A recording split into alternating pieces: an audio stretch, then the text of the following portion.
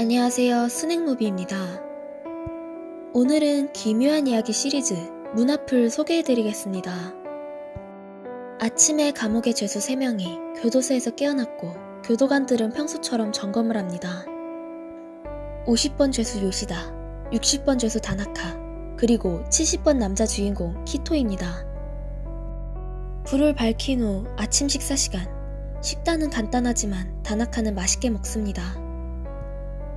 아침 식사 후 죄수들은 밖에서 일정한 시간을 자유롭게 활동할 수 있습니다. 요시다와 키토는 계단에 앉아있지만 둘 관계가 좋아 보이진 않았습니다. 이때 위층의 두 교도관은 이야기를 나누는데 한 교도관이 새 감옥으로 죄수들을 이송하게 된다고 합니다. 이틀 후 먼저 50번 죄수를 보내야 할 것 같다고 합니다. 키토가 교도관의 대화를 엿듣게 됩니다. 그날 밤에 요시다는 여전히 마찬가지로 불경을 쓰고 있는데 키토는 요시다를 보고 음흉한 표정을 짓습니다. 그는 요시다에게 바둑 한 판을 하자고 초대했지만 요시다는 거절했고 감옥에서 잡담은 금지되어 있다고 합니다. 키토는 요시다에게 이 정도는 교도관들도 눈 감아준다고 하지만 요시다는 여전히 그를 보지도 않고 사양합니다. 키토는 요시다에게 그들의 번호는 10으로 끝나는 사형수이고 교도관이 데리고 가면 모든 게 끝난다고 합니다. 키토는 이렇게 말했지만 요시다는 여전히 태연했고 자신이 사형수임을 알고 있으며 형을 집행하기 전에 편안한 마음으로 살고 싶다고 합니다. 그런데 키토는 아무리 내숭 떨던 사람도 끌려가는 날엔 모두 똑같다고 합니다.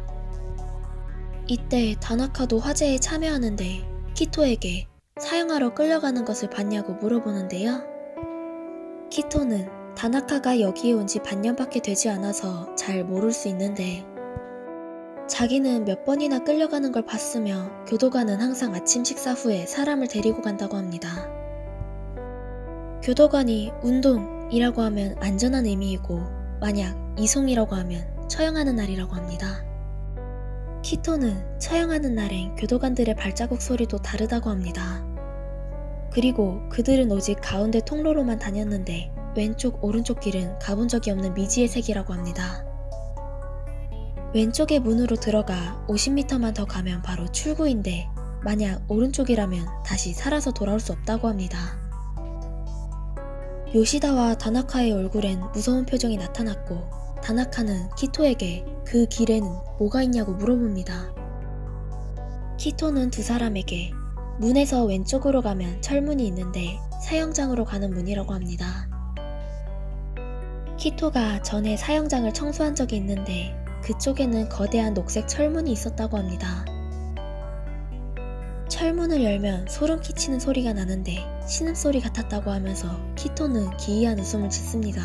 다나카는 멘탈이 붕괴되면서 더 이상 말하지 말아달라고 합니다.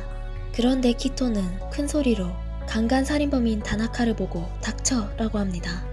이때 요시다도 식은땀을 흘리며 철문 뒤에 뭐가 있냐고 물어봅니다. 키토는 요시다에게 방금 잡담을 금지한다고 말하지 않았냐고 핀잔을 줍니다. 키토는 계속해서 철문을 열면 시멘트로 만든 어두운 통로가 있고 통로 끝에는 희미한 빛 한 줄기가 바닥을 비추고 있는데 마치 사람이 죽으면 지나가야 하는 깜깜한 터널 같다고 합니다. 그리고 천장에 백열전등 4개가 있는데 마지막 하나는 고장났다고 합니다. 거기서 20m를 걸으면 우측으로 길이 나온다고 합니다. 그 길 끝에는 3단짜리 계단이 있는데 조심하지 않으면 넘어진다고 합니다. 계단을 올라가면 환풍기 틈 사이로 삐져나오는 빛이 몸을 찌른다고 합니다. 그 다음 왼쪽으로 돌아가는데 거기에는 문이 하나 또 있는데 이번에는 빨간 문이라고 합니다. 그 문을 열면 벽들에 갈라진 틈 사이로 물이 흘러내려 바닥에 떨어지고 지면에는 이끼 같은 게 가득해 발밑이 질퍽질퍽하다고 합니다. 그리고 그 앞에 하얀 의자 하나가 놓여 있는데 그것은 바로 사형수를 앉혀 기다리게 하는 의자라고 합니다. 그곳엔 약한 불빛과 손자국이 있는 문이 있는데 사형수가 마지막 순간 최후의 발악을 하면서 손자국들이 문에 남은 것이라고 합니다. 키토는 두 사람에게 전기 의자를 본 적이 있냐고 물어봅니다. 사형수를 앉혀 감전시키는 의자인데 사형수가 앉았을 때 느끼는 기분 따윈 전혀 고려하지 않고 만들었다고 합니다. 요시다와 다나카는 멘탈이 다시 붕괴하기 시작합니다. 키토는 계속해서 의자엔 2000V 전류가 흐를 수 있는 두꺼운 전선들이 이어져 있다고 합니다. 전선은 옆방과 연결되어 있고 방에서 교도관이 스위치를 올려 사형을 집행한다고 합니다. 교도관은 검은 천을 머리에 씌우고 그 다음에는 소금물에 적신 거즈를 머리에 덮게 한 뒤 귀 사이에 쑤셔 넣어서 뇌의 전류가 더 강하게 통과하게 한다고 합니다. 키토는 사람이 극도의 공포를 느끼면 전류를 몸에서 뿜어내는데 한번 사형수에게 잡힌 교도관의 팔에 손자국 모양의 화상이 생겼다고 합니다. 여기까지 들은 요시다와 다나카의 멘탈은 이미 완전 무너집니다. 어느 날 아침 2명의 교도관이 요시다 앞에 와서 이송을 외칩니다. 이송을 듣고 요시다는 놀라서 살려달라고 하지만 교도관들은 아랑곳하지 않고 강제로 끌고 갑니다. 다나카도 놀라 벌벌 떨고 있는데 키토는 갑자기 소리내면서 크게 웃습니다. 요시다는 단지 새로운 감옥으로 이송했고 얼마 되지 않아 다나카도 그쪽으로 이송될 것이라고 말합니다. 키토는 교도소에서 죄수에게 사형장 청소를 하게 하는 게 말이 되느냐고 모든 게 자기가 다 지어냈다고 합니다. 게다가 전기의자 사형은 이미 폐기되었고 지금은 목을 매달아서 사용한다고 합니다. 다나카는 분개하며 왜 그러냐고 묻는데 키토는 요시다가 죽음을 두려워하지 않는 모습이 꼴보기 싫었다고 합니다. 그런데 이때 갑자기 멀리서 요시다의 처참한 비명소리가 들려왔는데요. 교도관은 마지막 문에 도착한 요시다가 갑자기 급사했다고 보고합니다. 키토와 다나카는 놀라서 멍해졌는데 도대체 무슨 일이 있었는지 모릅니다. 다음날 교도관이 키토를 데리고 가려고 합니다. 어제 일이 발생했지만 키토는 그저 일반적인 이송이라고 생각합니다. 키토는 웃으면서 떠나지만 얼마 지나지 않아 불안하기 시작합니다. 그의 앞에 녹색 철문이 있었는데 뜻밖에도 그가 전에 말한 것과 똑같았습니다. 문을 열고 들어가니 천장에는 백열전등 4개가 있었고 마지막 전등이 고장났습니다. 키토가 코너를 돌자 통로 끝엔 계단이 있었고 햇빛이 그의 얼굴을 비추었습니다. 교도관이 빨간 문을 열었는데 벽에 금이 가고 물이 흘러내립니다. 키토가 놀라서 넘어지자 손에 이끼가 묻었습니다. 한 교도관은 강제로 키토를 의자에 앉혔고 다른 교도관은 앞쪽 문을 열었습니다.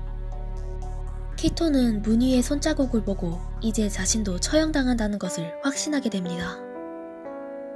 그는 필사적으로 교도관을 제치고 옆방으로 뛰어들어갔고 책상으로 문을 막았습니다. 그러나 키토가 방 안에서 두꺼운 전선을 보고 완전히 미쳐버리는데요. 키토는 넋을 잃고 의자에 앉았는데 방에 불이 갑자기 켜집니다. 키토는 놀라서 충격을 받고 더는 움직이지 못합니다. 이어서 방에 들어간 교도관은 키토의 모습을 보고 어안이 벙벙해집니다.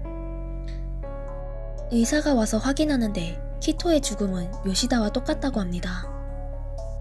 화면이 바뀌고 마지막 문이 서서히 열리는데 죄수를 이송하는 차 한 대가 대기하고 있었습니다. 이때 교도관들이 와서 차 안의 사람들에게 죄수 이송을 취소해야 한다고 합니다. 그리고 교도관이 문을 닫는데 손자국이 문에 남게 됩니다.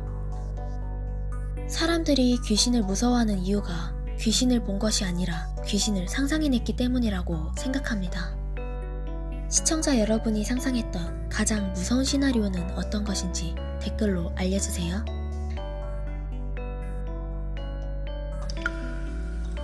何とぼけたこと言ってんだよ。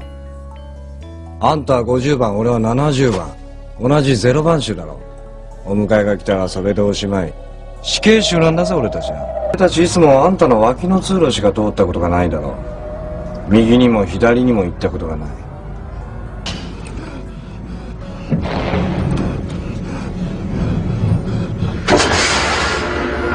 海面を塩水で濡らしてヘッドギアとこめかみの間に詰め込む。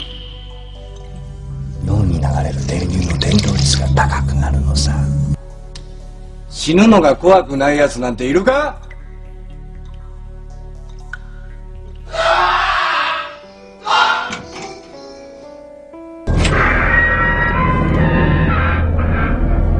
色のでかい鉄の扉。